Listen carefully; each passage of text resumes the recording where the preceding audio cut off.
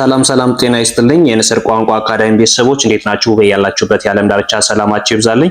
ይህ ንስር ቋንቋ አካዳሚ ነው። ይህን ደግሞ የምንሰጥበት ትምህርት አማርኛ፣ እንግሊዘኛና ሂሳብንም ጨምሮ የምናስተምርበት ቻናል ነው። የዚህ ቻናል አዲስ የሆናችሁ ሰብስክራይብ በማድረግ ጀምሩ። ነባር ቤተሰቦቻችን ደግሞ ላይክ እና ሼር እያደረጋችሁ አማርኛን ከመሰረቱ ከፊደላት ጀምሮ ማንበብና መጻፍ ለምትቸገሩት ሁሉ በኦንላይን ባላችሁበት ሆናችሁ እጃችሁ ላይ በሚገኝ ስልክ ብቻ እያስተማርን እንገኛለን። እናንተም ትምህርታችሁን በኦንላይን መከታተል ለምትፈልጉ እዚህ ጋር በማስቀምጥላችሁ ስልክ በቀጥታ በመደወል በኢሞ፣ በዋትስአፕ፣ በቴሌግራም እንዲሁም ደግሞ ዲስክሪፕሽን ላይ ሊንኮቻችን ታገኛላችሁ። ሊንኮቻችን በመጠቀም የኢሞ፣ ዋትስአፕ እንዲሁም ቴሌግራም ሊንክ አለ። እሱን በመጠቀም በቀጥታ የምታገኙ ነው የሚሆነው። ዛሬ ደግሞ ክፍል 5 አማርኛ ፊደላትን ማንበብና መጻፍ ከከ እስከ ዘ ያሉ ፊደላትን ነው የምናየው። ከዚህ በፊት ሌሎችን ፊደላትን አይተናል። ዛሬ ደግሞ ክፍል 5 ላይ ነው የምንገኘው። ስለዚህ እነዚህን ፊደላት እያንዳንዱን እያነበብንና እየጻፍን ያጻጻፍ ሁኔታቸው ምን ይመስላል፣ እንዲሁም ደግሞ ሲነበቡ ማን ተብለው ይነበባሉ፣ እዚህም በተጨማሪ ደግሞ አንደኛ ከአራተኛ ፊደላት ያላቸው ልዩነት ምን ይመስላል፣ ሶስተኛ ከስድስተኛ እና አንደኛ ከአምስተኛ እንዲሁም ሁለተኛ ከሰባተኛ ያላቸው ፊደላት ልዩነታቸው ምን እንደሚመስል አብረን የምናይ ነው የሚሆነው። ረጋ ብላችሁ እስከ መጨረሻው ለመከታተል ሞክሩ። ላይክ እና ሼር ማድረጋችሁን አትዘንጉ። ሰብስክራይብ ያላደረጋችሁ ቤተሰቦች ሰብስክራይብ አድርጉ። ስለዚህ እዚህ ጋር የምታዩቸው እነዚህ በሙሉ አንደኛ ፊደላቶች ናቸው። አንደኛ ፊደላቶች ምንም አይነት ቅጥያ ቀለበት አይኖራቸውም። አንደኛ ፊደል ላይ ስንሄድ ምንም አይነት ቅጥያ ቀለበት አናገኝም ማለት ነው። ስለዚህ እነዚህ እዚህ ጋር የምታዩቸው ከ፣ ሀ፣ ወ እና ዘ ናቸው ማለት ዘ ናቸው። እነዚህ ፊደላቶች አጻጻፋቸው ምን ይመስላል? አጻጻፋቸው እንዴት ነው ልንጽፋቸው የምንችለው? የመጀመሪያው ከፊደልን ስንጽፍ እዚህ ጋር መጀመሪያ በን እንጽፋለን። እንደዚህ በን ከጻፍን በኋላ እዚች ጋር ቋሚ አግዳሚ ስናደርግባት ይቺ ከተብላ ትጠራለች። ይቺ ፊደል ከተብላ ትጠራለች ማለት ነው። ከዚህ በኋላ ያሉት ሁለተኛ ቅጥያ መጨመር ነው። ሶስተኛ ሸፋፋ ማድረግ፣ አራተኛ ቀኝ እግሩን ማስረዘም፣ አምስተኛ ቀለበት ማድረግ፣ ስድስተኛ እሱን እናየዋለን። አጻጻፉ ትንሽ ከበድ ስለሚል ሰባተኛ ግራ እግሩን ማስረዘም ነው። ስለዚህ እነዚህን በዚህ መልክ እንጽፋለን። የመጀመሪያው ከ ካልነ ይሄን ይመስላል። ከ እንለዋለን። ሁለተኛው ኩ ምንለው ደግሞ ይሄን ይመስላል። በቀኝ በኩል ቅጥያ ያለው ማለት ነው። ኩ ብለን እንጠራዋለን። ሶስተኛ ፊደሏ ደግሞ ሸፋፋ ወይም ጫማ ያላት ፊደል ኪ ተብላ ትጠራለች። ኪ። አራተኛው ቀኝ እግሩ የረዘመ ፊደል ካ ብለን እንጠራዋለን። አምስተኛዋ ኬ ብለን የምንጠራት ቀለበት ያላት ፊደል ናት። ኬ። ስድስተኛ ክ የዚችን አጻጻፍ ላሳያችሁ። መጀመሪያ ቋሚ አግዳሚ ቋሚ ትንሽዬ አግዳሚ ከዛ ቋሚ እናደርጋለን። ከዛስ እዚች ጋር አግዳሚዋ ላይ እንነሳና እንደዚህ እናደርጋታለን። ይቺ ማን ተብላ ትጠራለች? ክ። ስድስተኛ ክ እንደዚህ አድርገን መጻፍ እንችላለን። የመጨረሻው ኮ ማለት ደግሞ ግራ እግሩ የረዘመ ቀኝ እግሩ ያጠረ ይሆናል። እንዲሁም የመጨረሻ ስምንተኛ ኳ ብለን የምንጠራው ደግሞ አራተኛውን ካ ከጻፍን በኋላ ከታች አግዳሚ መጨመር ማለት ነው። ያንም እንዴት እንደምንጽፈው ላሳያችሁ። መጀመሪያ ካን እንጽፋለን። ካ ማለት ይሄ ነው። ከዛ እዚህ ጋር እንደዚህ አግዳሚ ስንጨምርበት ኳ የሚለውን ስምንተኛ ወይም ዲቃላ ሆሄ ይሰጠናል ማለት ነው። ከዚህ በመቀጠል የምናገኘው ደግሞ ሀ ፊደል ነው። ይሄ ሀ ፊደል አጻጻፉ ምን ይመስላል?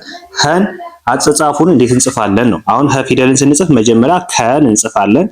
ከን እንደዚህ ከጻፍነ በኋላ ከዚህ ጋር አግዳሚ መጨመር፣ በቀላሉ አግዳሚ ስንጨምርበት ይሄ ሀ የሚለውን ፊደል ይሰጠናል ማለት ነው። ሀ የሚለውን ፊደል ከዚህ በመቀጠል ያሉት ሁለተኛ፣ ሶስተኛ ቅጥያ በመጨመር የምናየው ስለሆነ ቀላል ነው። ምንም የሚያስቸግር ነገር የለውም። እዚህ ጋር ሀን ከጻፍነ በኋላ በቀኝ በኩል ቅጥያ ስንጨምርበት ሁ ብለን እንጠራዋለን። ነገር ግን እዚህ ጋር ከሀ ፊደል ከሀ የተለየ ነው። ሶስት አይነት የሀ ዘሮች አሉ። ልብ በሉ።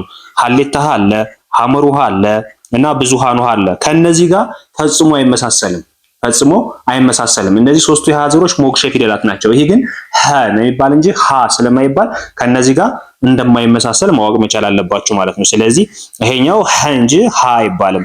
ነገር ግን ከሁለተኛው ጀምረን ስናነበው እንደ ሀ ሊነበብልን ይችላል። ስለዚህ ሁ፣ ሂ፣ ሃ፣ ሄ፣ ህ፣ ሆ እያልን እናነበዋለን። ሶስተኛው ላይ ስንሄድ ሂ እንላታለን። ሂ።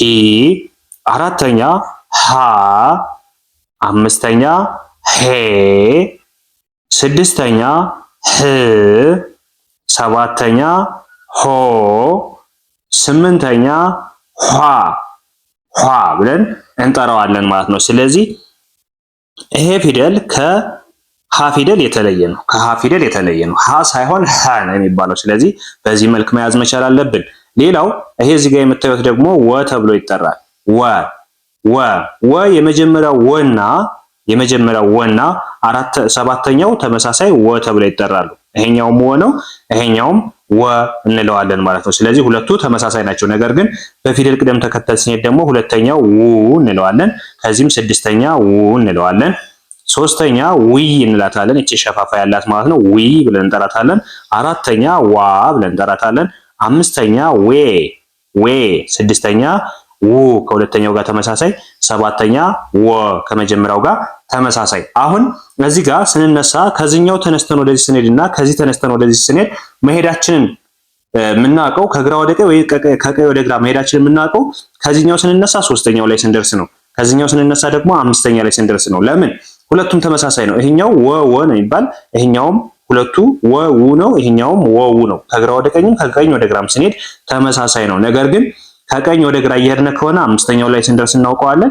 ከግራ ወደ ቀኝ ከሆነ ደግሞ ሁለተኛው ላይ ስንደርስ እናውቀዋለን ማለት ነው። ስለዚህ እዚህ ጋር መያዝ ያለባችሁ ነገር አንደኛው ወና ሰባተኛው ወ ተመሳሳይ ናቸው። ሁለተኛው ውና ስድስተኛው ውም ተመሳሳይ ናቸው ማለት ነው። በድምጽ ደረጃ ተመሳሳይ ናቸው። ስለዚህ በድምጽ ተመሳሳይ ከሆኑ ደግሞ ስንጽፍ ሁለቱንም በአንድ መጠቀም ይቻላል ማለት ነው። ሁለቱንም በአንድ መጠቀም ይቻላል። ሌላው ወደ ዘ ፊደል ስንሄድ ይሄ የመጀመሪያው ዘ ብለን እንጠራዋለን። አጸጻፉም ቀላል ነው። መጀመሪያ እንደዚህ እናደርግና ሁለቱን በማያያዝ ሁለት ቋሚ አንድ አግዳሚ እናደርግበታለን። ይሄ ዘ ተብሎ ይጠራል። ወ ፊደል ቅድም ያላሳየዋችሁ እንደዚህ ነው የምንጽፋት። እንደመ እንደዚህ እንዳትጽፏት። ይሄኛው መ ነው፣ ይሄኛው ወ ነው። ሁለቱ የተለያዩ ናቸው። ስለዚህ የመጀመሪያው ዘ ይሄን ይመስላል። ሁለተኛው በቀኝ በኩል ቅጥያ ያለው ደግሞ ዙ ብለን እንጠራዋለን። ሶስተኛ ዚ ብለን እንጠራታለን። አራተኛ ዛ ብለን እንጠራለን። አምስተኛ ዜ ብለን እንጠራለን። ስድስተኛ ዝ ብለን እንጠራለን። ሰባተኛ ዞ ብለን እንጠራዋለን። ስምንተኛ ዟ ብለን እንጠራዋለን ማለት ነው። ስለዚህ በዚህ መሰረት ፊደላትን ቀለል ባለ ሁኔታ በዚህ መልክ እየጻፍነ እያነበብነ እናያቸዋለን ማለት ነው። በቀላሉ መለየት ማንበብ መጻፍ እንችላለን። ስለዚህ እዚህ ጋር የምታዩቸው ከወ በስተቀር ይቺ ወ ፊደል ነች። ከዚች በስተቀር ግን ሁሉም ፊደላት ምንድናቸው? ባለ ሁለት እግር ናቸው ማለት ነው። ሁሉም ፊደላት ባለ ሁለት እግር ናቸው። ሌሎች የምታዩቸው እነዚህም እዚህም ጋር ዘንም ብታዩት ባለ ሁለት እግር ፊደላት ናቸው። ባለ ሁለት እግር ፊደላት ደግሞ አራተኛውና ሰባተኛው ሁሌም ተቃራኒ ይሆናሉ ማለት ነው። ባለ ሁለት እግር ፊደላት ከሆኑ አራተኛውና ሰባተኛው ሁሌም ተቃራኒ ነው የሚሆነው። አራተኛ ማለት እዚህ ጋር የምታዩቸው ቀኝ እግራቸው የረዘመ ማለት ነው። እነዚህ ደግሞ ሰባተኞች ደግሞ ግራ እግራቸው የረዘመ ይሆናል ማለት ነው። ስለዚህ ባለ ሁለት እግርና ባለ ሶስት እግር ፊደል ከሆነ ሰባተኛ እና አራተኛ ሁሌም ተቃራኒ ይሆናሉ ማለት ነው። ተቃራኒ ይሆናሉ። በዚህ መልክ አማርኛን ከመሰረቱ ቀለል ባለ ሁኔታ ማንበብና መጻፍ እንችላለን ማለት ነው። ባላችሁበት ሆናችሁ በኦንላይን እጃችሁ ላይ በሚገኝ ስልክ ብቻ አቀላጥፋችሁ ማንበብና መጻፍ እንድትችሉ እናደርጋለን። ባላችሁበት ሆናችሁ በሳምንት 5 ቀን ከሰኞ እስከ ዓርብ በሚገኙ የሥራ ቀናት ከጠዋቱ 12 ሰዓት ጀምረን እስከ ሌሊቱ 6 ሰዓት በኢትዮጵያ እያስተማርን ነው የምንገኘው።